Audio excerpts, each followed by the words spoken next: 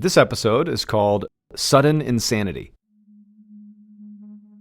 A few days before New Year's Eve in 2018, a woman in her 70s named Jane Benchley stepped through the front door of her New Brunswick, Canada home after walking her terrier around the block.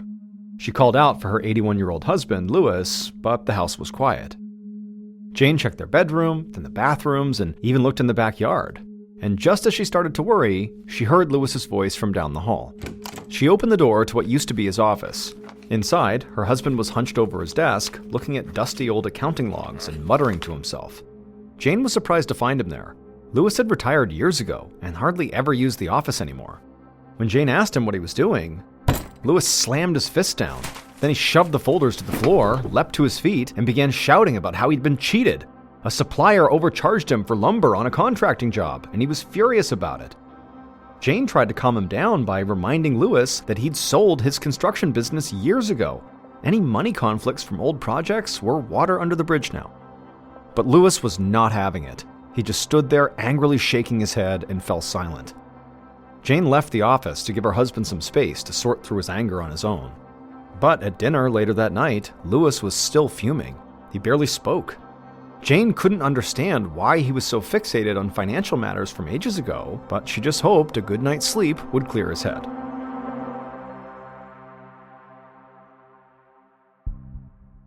But the next day, Jane returned to the house after running some morning errands to find her husband acting totally frantic again. This time, it was about his appearance. He pointed to his head in a panic and asked why his hair was white. Jane didn't know what to say. She told Louis that nothing had changed and that his hair had been white for a long time. But he brushed her off and stormed out of the room. Jane had a bad feeling. Momentary confusion was one thing, but her husband's strange behavior the last couple of days seemed like something much more serious. So she went to the office where Louis was and she asked him a simple question. What year was it? And his answer floored her. He said it was 1992, but it was not. That was 26 years earlier. And so now Jane was frightened. Despite his age, Louis hadn't shown any signs of dementia before yesterday. But today, his grasp on reality seemed to be slipping by the hour. Jane found herself wondering if this might be some extremely aggressive form of Alzheimer's. And so she grabbed her phone to book Louis the next available appointment with his doctor.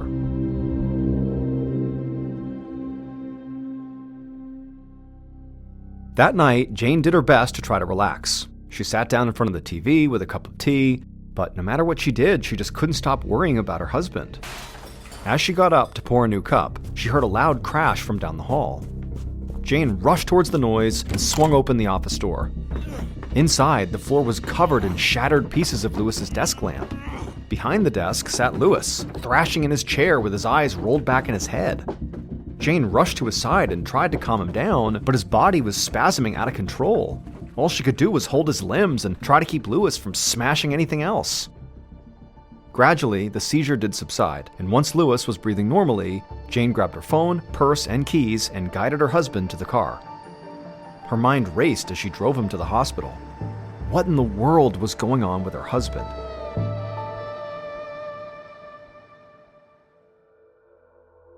Six months later, in May of 2019, Dr. Alan Marlowe, a neurologist, looked across his office desk at Jane and her two adult children, Ted and Ellen.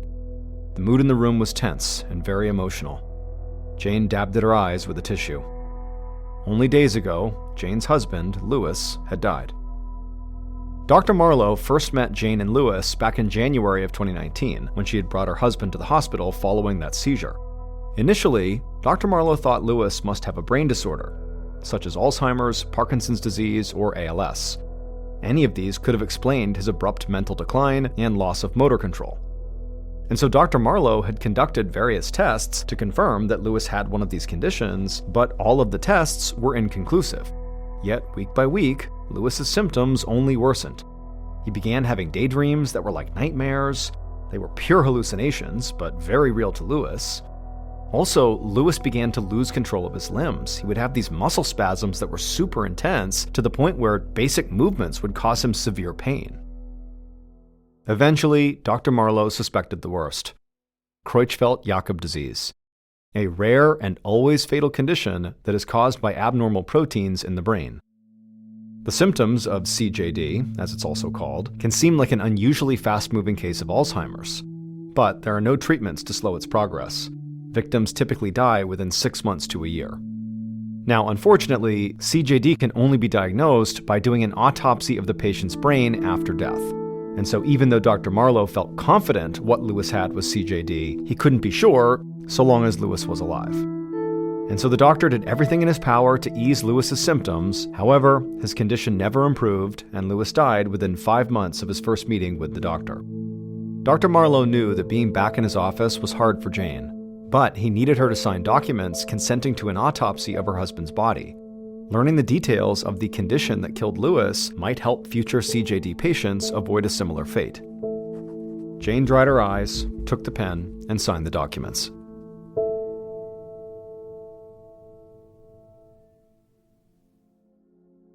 Three months later, in the late summer of 2019, Dr. Marlowe returned to his office to find an email informing him that Lewis Benchley's post-mortem report was complete.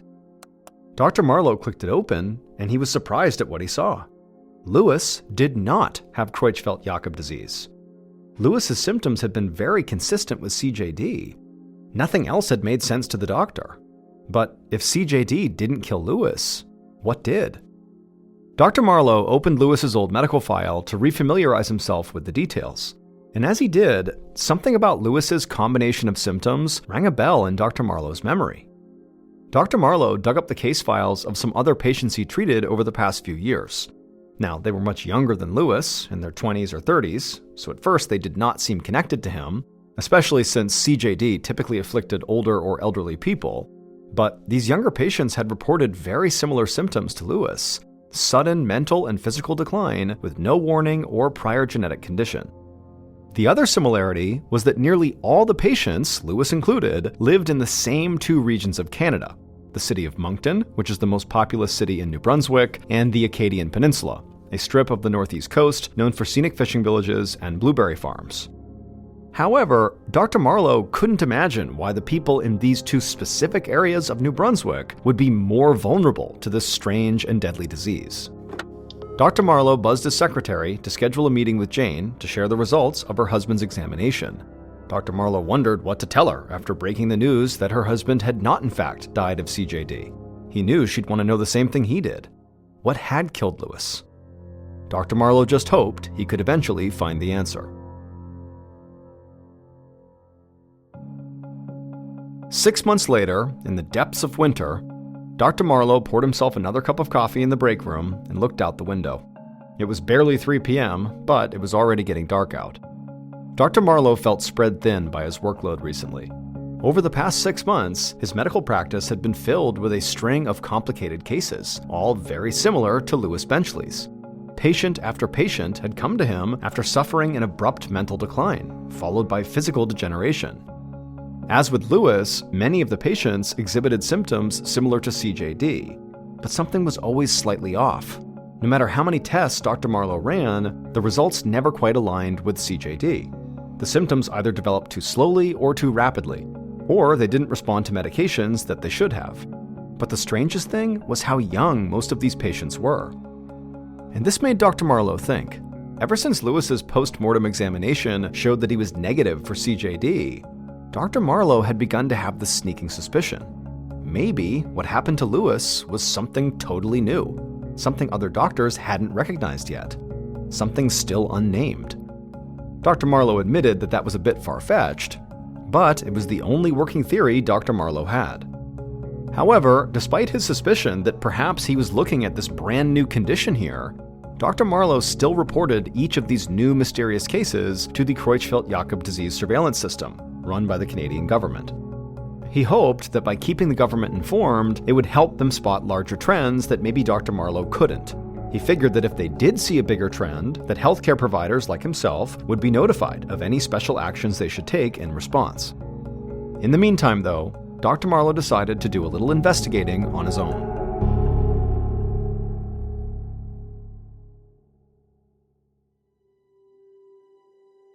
A little over a year later, on an early morning in 2021, Lewis Benchley's son, Ted, opened his morning newspaper and saw that the mystery disease that had killed his father was finally getting some public attention. After meeting with Dr. Marlowe, Ted and his sister Ellen had been scared to death. They wondered if the disease might have some genetic basis, and whether as a result, they were at risk of meeting the same fate as their father. But since at this point nobody knew what the disease even was, there was no way to determine if they were in danger or not. That morning, Ted read that Dr. Marlowe, along with a variety of other experts, had been meeting at the Public Health Agency of Canada to discuss a new disease that had afflicted more than 40 people in the region, which meant Dr. Marlowe had discovered at least 20 new cases since Ted's dad got sick. These experts were referring to this disease by the name New Brunswick Neurological Syndrome of Unknown Etiology. Ted continued reading, and he saw that patients with the syndrome spanned different ages, lifestyles, and backgrounds, but they all seemed to develop dementia in the exact same way his father had. And so far, 6 of these people had died. Ted was relieved to read that the scientists did not see any genetic link in this disease. In fact, scientists found that these patients had only one thing in common.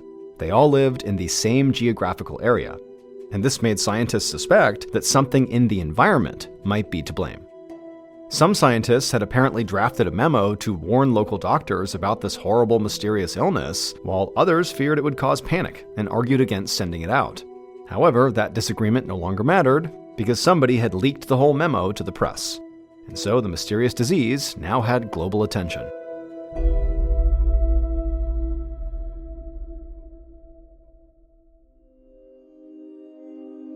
With this mystery disease now out in the open, Ted hoped to connect with other families affected by the syndrome, and he would quickly discover that somebody had already set up a discussion group for New Brunswick Neurological Syndrome on Facebook.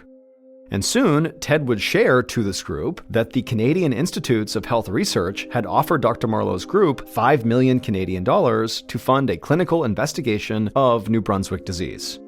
However, 2 months later, the New Brunswick provincial government announced it would be taking over this investigation, which meant Dr. Marlowe and his team of scientists would no longer be involved. Ted and the other members of this Facebook group could not understand why the government would exclude Dr. Marlowe. He had done more than anybody else to identify the strange condition and its victims. Ted thought the government should be looking to include more scientists rather than leaving people out. It just made no sense to Ted or anybody else in this group, unless something was going on behind the scenes that they weren't aware of. 5 months later, in October of 2021, Ted was driving to work on a crisp fall morning. He kept the windows cracked to enjoy the fresh air, with the radio turned on low. Ted was doing his best to enjoy the morning, but his mind was preoccupied. His father, Louis, had been dead for over 2 years, but his cause of death was still unknown. Ted and his Facebook friends had been anxious for more information, but ever since the provincial government had taken over the investigation, there had been zero updates on the issue. As Ted passed an 18-wheeler loaded with lumber, his ear happened to catch a snippet from the radio. He turned up the volume just in time to hear the announcer mention the New Brunswick disease. The province had been studying a cluster of 48 cases, 8 of which had been fatal so far. To conduct autopsies on those 8 fatalities, they had turned to an independent doctor from the province of Ontario, Dr. Robert Hansen. And now Dr. Hansen had finished his investigation. And his preliminary conclusion was that there was no connection between the cases. They were all separate incidents, unrelated to each other. Dr. Hansen determined that each of these patients had contracted a well-known disease, such as cancer, Lewy body dementia, or Alzheimer's. There was no new disease here. Ted couldn't believe what he was hearing. He was certain there had to be a connection between all these cases. Also, Ted had seen his father's autopsy report. He wasn't sure which disease Dr. Hansen thought had killed his father, but he knew that his dad had absolutely not died of CJD or any of those diseases listed in Dr. Hansen's report. It was something new, something that still was not recognized by the medical community. And so now, Ted wondered if maybe the Canadian government wanted to keep it that way. Something just felt off about this whole situation, and so Ted decided he was going to do something about it.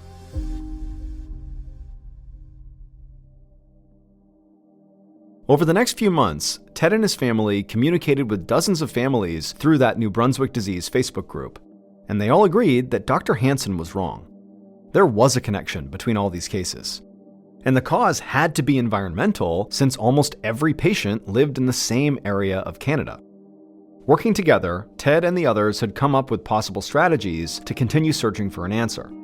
One idea was just to crowdfund their own environmental testing. Another idea was to invite famed environmental activist Erin Brockovich, whose life was actually made into a movie starring Julia Roberts, to have her lead an outside investigation. And at the same time, week after week, they campaigned relentlessly, hoping that Dr. Hansen's panel might change their conclusion that the condition was not real. They hoped they were having an effect, but Ted couldn't tell for sure. Then one day, on February 24th of 2022, Ted picked up the newspaper from his front lawn and saw a headline about the case. He brought the paper inside and spread it out on the kitchen table and flipped to the article. And there it was, in print, the Provincial Oversight Committee's final report on the so-called New Brunswick disease. After supposedly much consideration and debate, the committee ruled in agreement with Dr. Hansen's assessment. The cases were not connected. A new disease did not exist. Ted's heart sank. All of their efforts had been for nothing. It seemed like the truth behind his father's death would now stay unknown forever.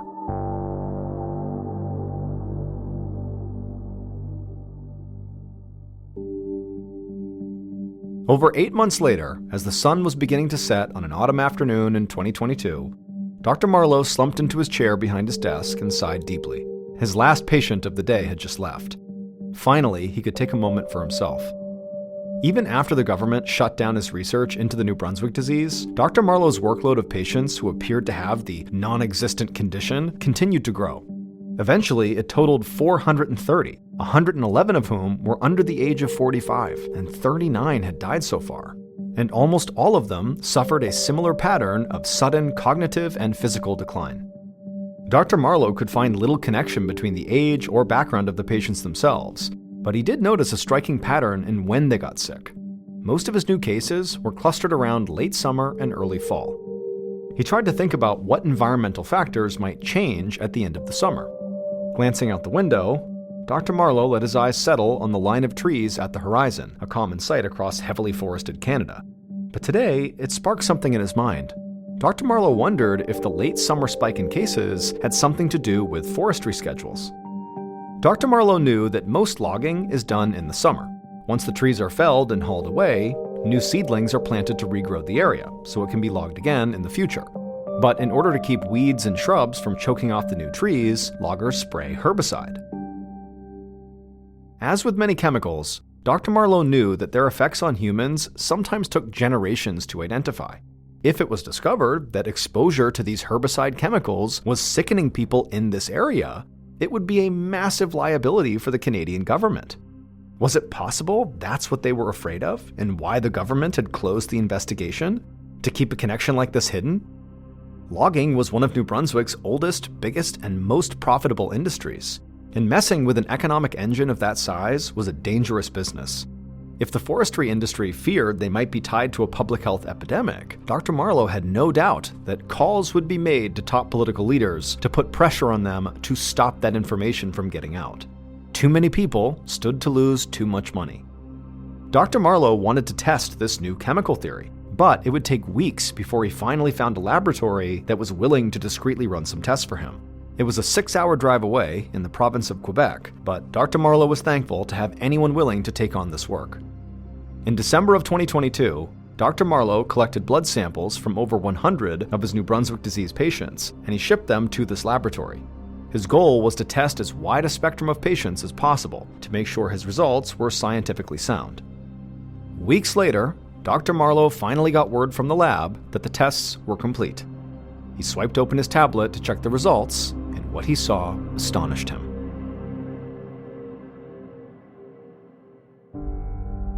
Dr. Marlowe's hunch had been correct.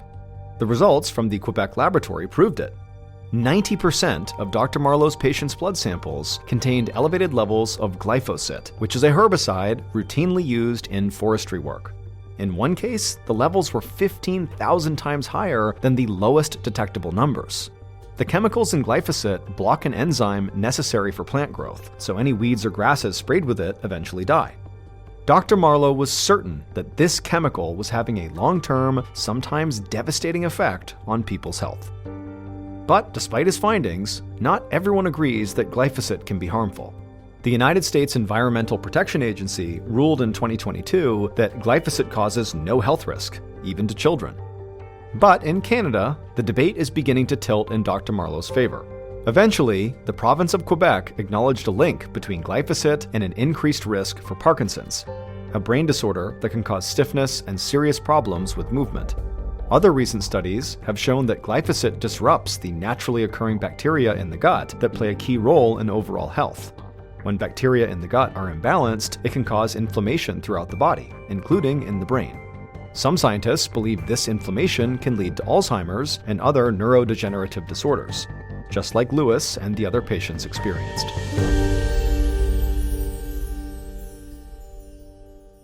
Dr. Marleau continues to hold out hope that the government will resume their research, and he may get his wish. On November 15, 2024, the newly elected premier of New Brunswick, basically the province's new governor, said she wants to reopen the investigation, which means, finally, the people affected by New Brunswick disease may get the answers they've been seeking.